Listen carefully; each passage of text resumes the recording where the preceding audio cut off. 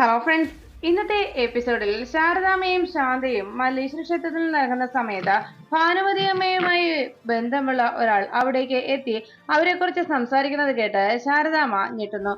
ആ സമയത്ത് ശാന്ത ശാരദാമ്മയോട് പറഞ്ഞു, ശാരദാമ്മേ, നമുക്ക് അയാളെ ഒന്ന് പരിചയപ്പെട്ടാലോ? ഭാനുമതി അമ്മയെ കുറിച്ചല്ലേ അയാൾ പറഞ്ഞത് എന്ന് കേട്ടതും ശാരദാമ്മ പറഞ്ഞു, വേണ്ട ശാന്തയെ, നമുക്ക് പോകാം. അങ്ങനെ പറഞ്ഞുകൊണ്ട് ശാരദാമ്മ തിരുമേനിയോട് നന്ദി അറിയിച്ച് അവിടെ നിന്ന് കൈകൂപ്പി ഇറങ്ങണം.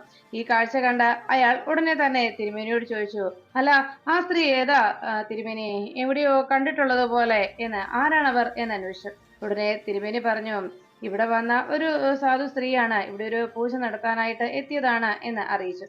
അപ്പോഴേക്കും ആ ചെറുപ്പക്കാരൻ പറഞ്ഞു, അല്ല, അവരെ എനിക്ക് മുമ്പ് എവിടിപ്പോ കണ്ടിട്ടുള്ളത് പോലെ, അതുകൊണ്ട് ചോദിച്ചതാ എന്ന് പറഞ്ഞതും പൂജാരി പറഞ്ഞു, അങ്ങനെയാവാം, കാരണം കർമ്മബന്ധത്താൽ ഈ ചരാചരം മുഴുവൻ ബന്ധപ്പെട്ട് കിടക്കുകയാണല്ലോ, അതുകൊണ്ട് അങ്ങനെ ഒരു തോന്നൽ ഉണ്ടാകാം എന്ന് പറയുമ്പോൾ ശാരദാമ്മ അവിടെ നിന്ന് നടന്നു നീങ്ങുന്ന സമയത്ത് ശാരദാമ്മയുടെ മനസ്സിൽ അയാൾ പറഞ്ഞ വാക്കുകൾ വീണ്ടും ഓടിയെത്തി.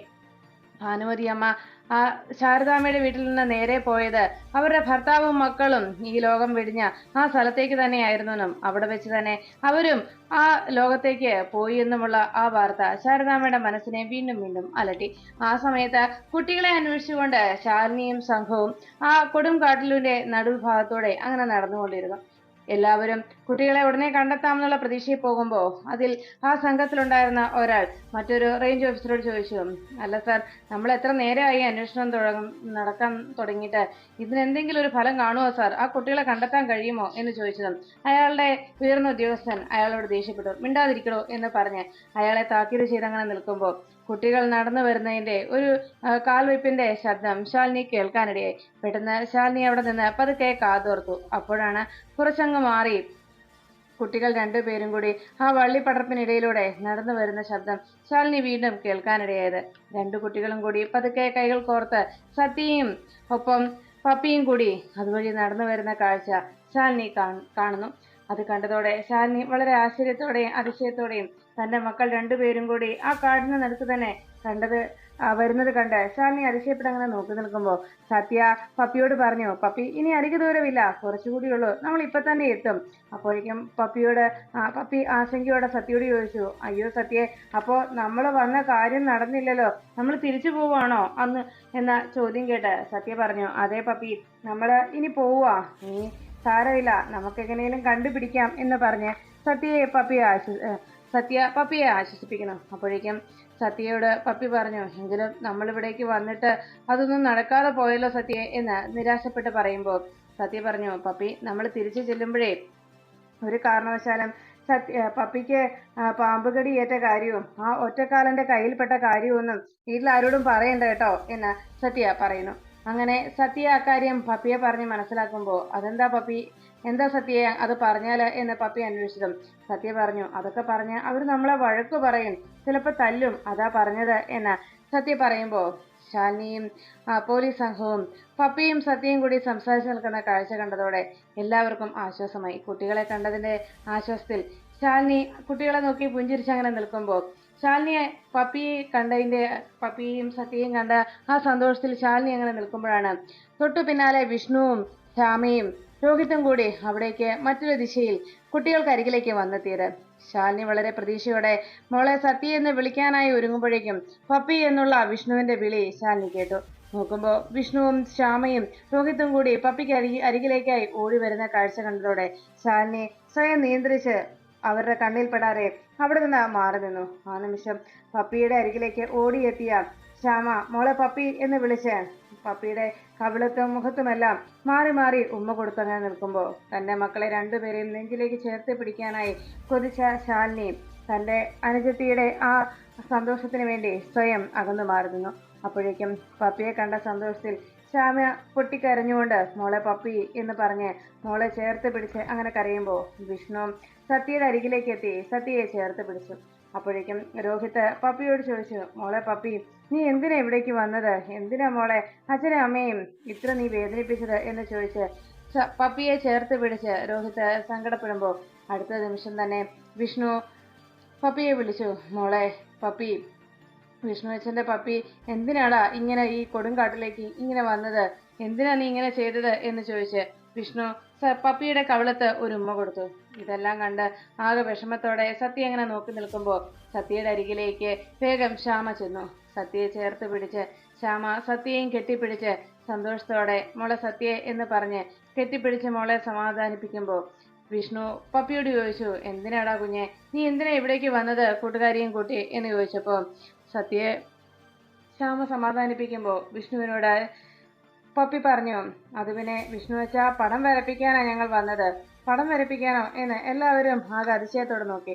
വേഗം രോഹിത് ചോദിച്ചു, പടം വരയ്ക്കാനോ, എന്ത് പടം എന്ന് രോഹിത് പപ്പിയോട് അന്വേഷിച്ചതും രോഹിത്തിനോട് പപ്പി പറഞ്ഞു, അതെ കൊച്ചു കുട്ടികൾ വലിയ ആളാകുന്ന പടമില്ലേ, അത് വരപ്പിക്കാൻ എന്ന് പറഞ്ഞതും വിഷ്ണുവിനെ കാര്യം മനസ്സിലായി. അപ്പോ കുട്ടികൾ വന്നത് എന്തിനാണെന്ന് വിഷ്ണു പെട്ടെന്ന് ഓർത്തു.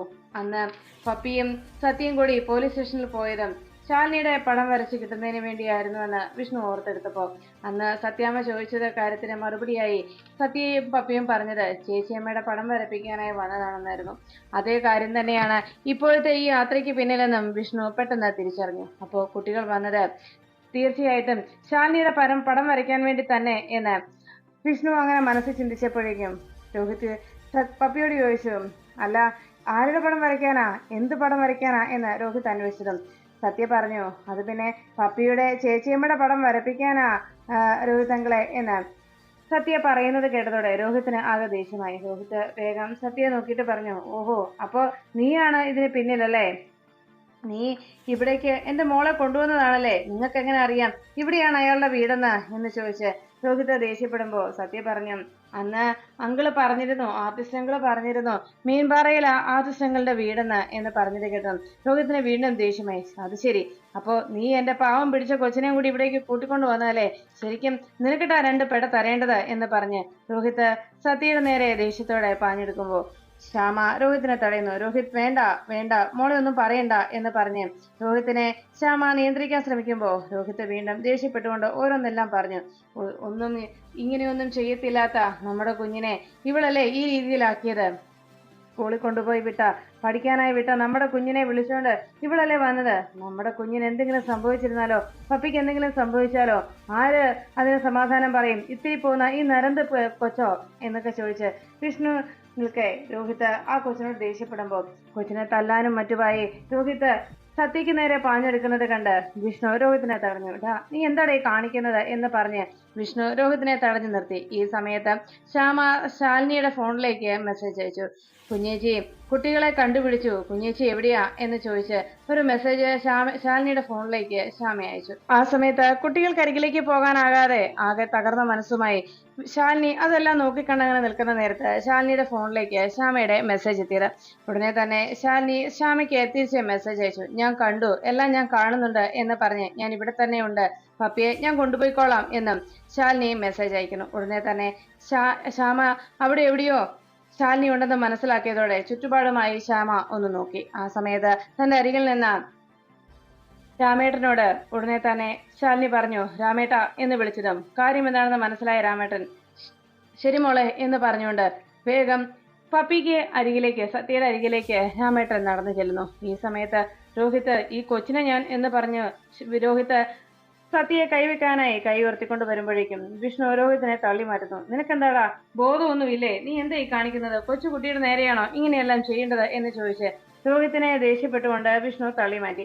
ആ സമയത്താണ് അവിടേക്ക് രാമേട്ടൻ വന്നെത്തിയത്. മോളെ സത്യയെ എന്ന് വിളിച്ചുകൊണ്ട് രാമേട്ടൻ അരികിലേക്ക് വന്നതും ഡ്രൈവർ അങ്കിൾ എന്ന് വിളിച്ച് സത്യ വളരെ ആശ്വാസത്തോടെ രാമേട്ടനെ കെട്ടിപ്പിടിച്ചു.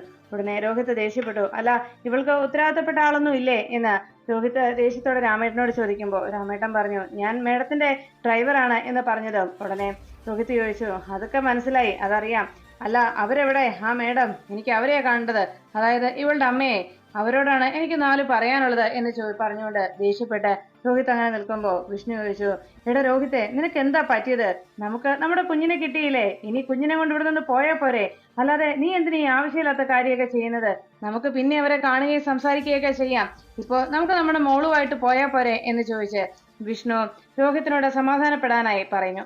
അവസാനം വിഷ്ണുവിന്റെ വാക്കുകൾ കേട്ട് രോഹിത് സ്വയം നിയന്ത്രിച്ച് അങ്ങനെ നിൽക്കുമ്പോൾ രാമേട്ടൻ വിഷ്ണുവിനോട് പറഞ്ഞു, സാർ എന്നാ ഞാൻ പൊക്കോട്ടെ, ഞങ്ങൾ പൊയ്ക്കോട്ടെ എന്ന് പറഞ്ഞ് മോളെ ഞാൻ കൊണ്ടുപോവുകയാണെന്ന് പറഞ്ഞുകൊണ്ട് മോളെയും വിളിച്ചുകൊണ്ട് അവിടെ നിന്ന് രാമേട്ടൻ പോയി.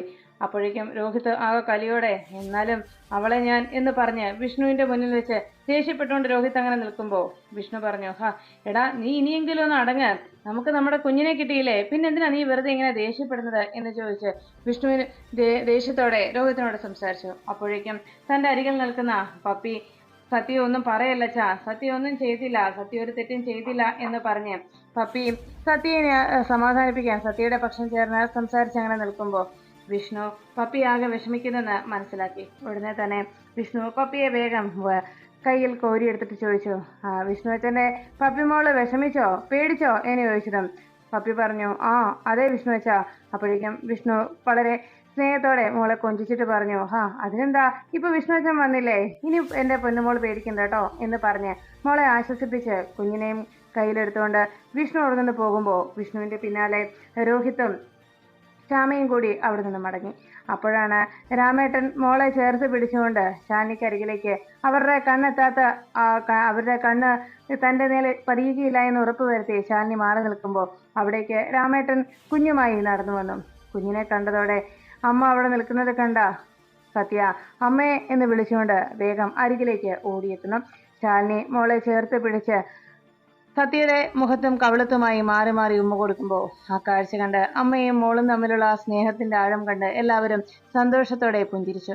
അപ്പോഴേക്കും സത്യ വേഗം ശാലിനിയുടെ മുന്നിൽ മാപ്പ് പറഞ്ഞുകൊണ്ട് ഏത്ത വിട്ടുകൊണ്ട് സത്യ പപ്പിയോ ശാലിനിയോട് പറഞ്ഞു, അമ്മേ, പപ്പിയുടെ ചേച്ചിയമ്മയുടെ പടം വരയ്ക്കാനാ ഞങ്ങൾ ഇവിടേക്ക് വന്നത്, ഞാൻ കള്ളം പറഞ്ഞിട്ട് ഇവിടേക്ക് വന്നത് അതിനാ അമ്മേ, സോറി അമ്മേ എന്ന് പറഞ്ഞ് സത്യ ശാലിനിയോട് മാപ്പ് പറഞ്ഞു.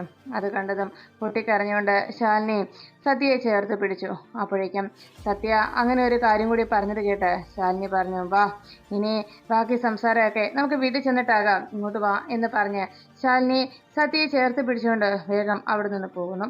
ശാലിനിയുടെ ദേഷ്യവും മറ്റുമൊക്കെ മനസ്സിലാക്കിയ പപ്പി സത്യയും ആകെ വിഷമത്തോടെ ശാലിനിയെ നോക്കുമ്പോൾ ശാലിനി ഉടനെ തന്നെ തൻ്റെ ഫോൺ എടുത്ത് ശാരദാമ്മയുടെ ഫോണിലേക്ക് വിളിച്ചു.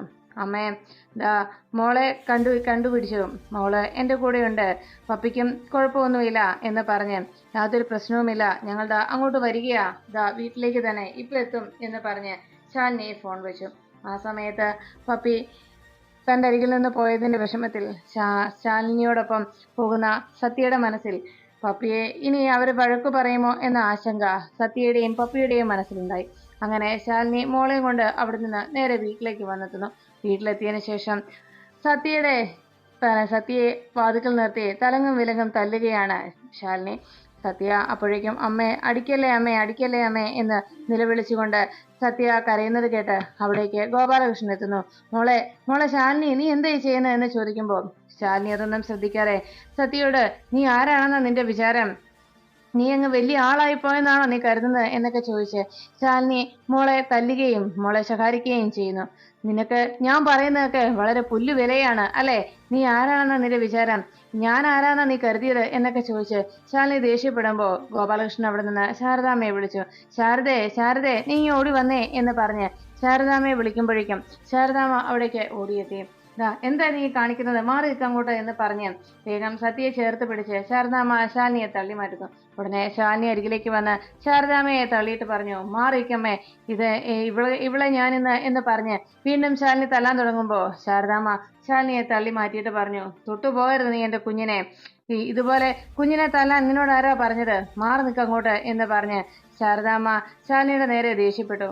അപ്പോഴേക്കും ശാലിനി ശാരദാമ്മയെ നോക്കിയിട്ട് പറഞ്ഞു, അമ്മ അങ്ങ് മാറി നിന്നേ, ഇത് എൻ്റെ മോളും ഞാനും തമ്മിലുള്ള പ്രശ്നമാണ്, അതിൽ അമ്മ ഇടപെടണ്ട, നാളെ ഈ രീതിയിൽ ഇവൾ വളർന്നു വന്നാൽ നാളെ ഇവൾ കാണിച്ചു കൂട്ടുന്നതിനൊക്കെ മറുപടി ഞാനാ പറയേണ്ടത് എന്ന് ശാലിനി ദേഷ്യപ്പെടുമ്പോൾ ശാരദാമ്മ പറഞ്ഞു, ഓഹോ അങ്ങനെ അല്ലേ എന്ന് ചോദിച്ച് ശാരദാമ്മ ശാലിനിയെ നോക്കി നിൽക്കുമ്പോൾ ശാലിനി ശാരദാമ്മയോട് പറഞ്ഞു, അമ്മ ഇങ്ങ് മാറിക്കേ, ഇവളെ ഞാൻ എന്ന് പറഞ്ഞ് സത്യയെ പിടിച്ചു വലിക്കാൻ ഒരുങ്ങുമ്പോഴേക്കും ശാരദാമ്മ ശാലിനിയുടെ കൈ തട്ടി മാറ്റി.